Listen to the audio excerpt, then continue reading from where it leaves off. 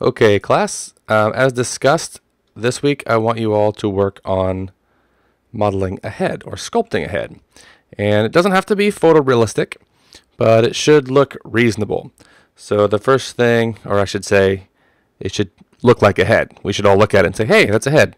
That's an alien or what have you. It doesn't need to be a perfect human, but it should be recognizable as a head.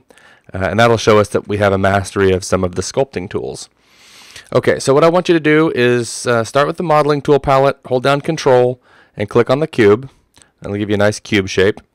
Push D, 1, 2, that should do it, and then use your Move tool, that's the W key on your keyboard, and just move it up on the axis there.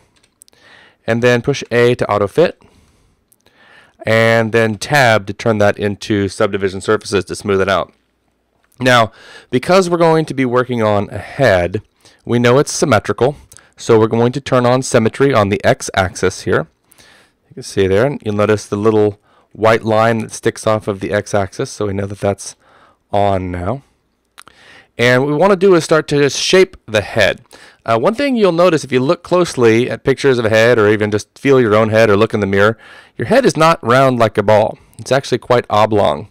So I'm going to use the Move tool with my shape on the brush set to smooth, and just start to pull in like this from the sides, and just doing very slight modifications.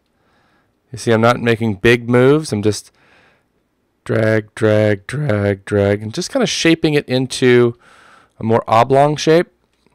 And then we can go to the side view and kind of pull the chin down a little bit. Right mouse button will change the size of the brush, so I can right mouse to change that.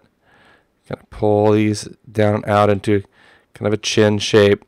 Actually, the back of your skull kind of comes up like this. You can reach back and feel the back of your head. You'll see what I'm talking about. And again, just kind of finessing, however you like. Okay.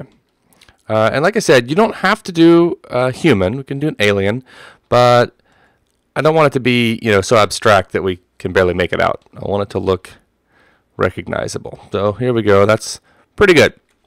Now what we want to do is start to res this up. So turn on your multi-resolution if you don't have it on already. So you can turn that on, and I'm setting mine to 5, which gives me about 200,000 polygons, which should be pretty good, at least to get started working with.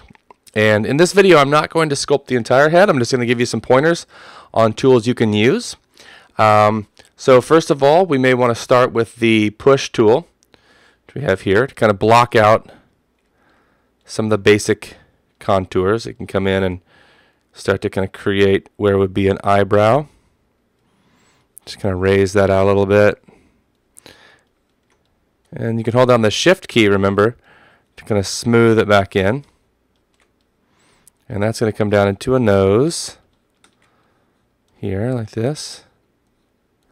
And if you just keep kind of stroking over, you'll add more and more depth to it.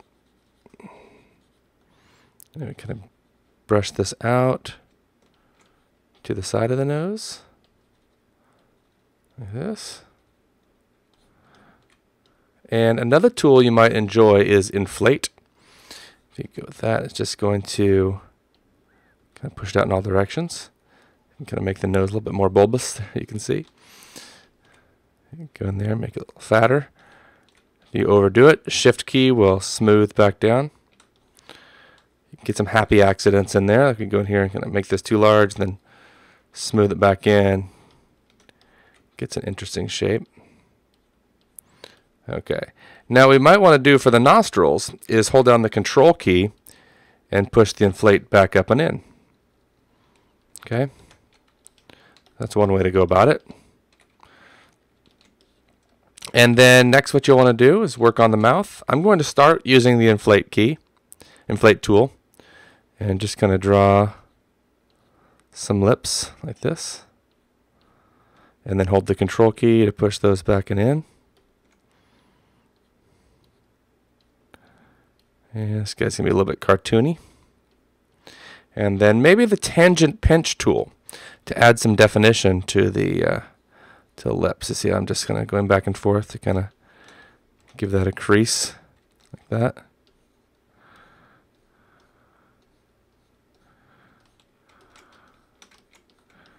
And this is a little bit too harsh, so I can kind of just smooth that out a little. And then we can come back in here with our inflate tool and add in some sort of bulges for your eyes. And maybe a little bit of an eyelid down here, like that.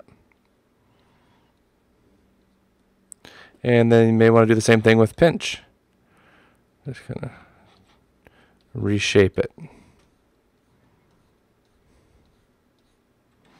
Okay, so there's our crazy alien guy. And you don't have to go too crazy with it. Just like I said, what I want to see you show is that you have a control of the sculpting tools. I don't need to see, you know, crazy stuff, you know, like this.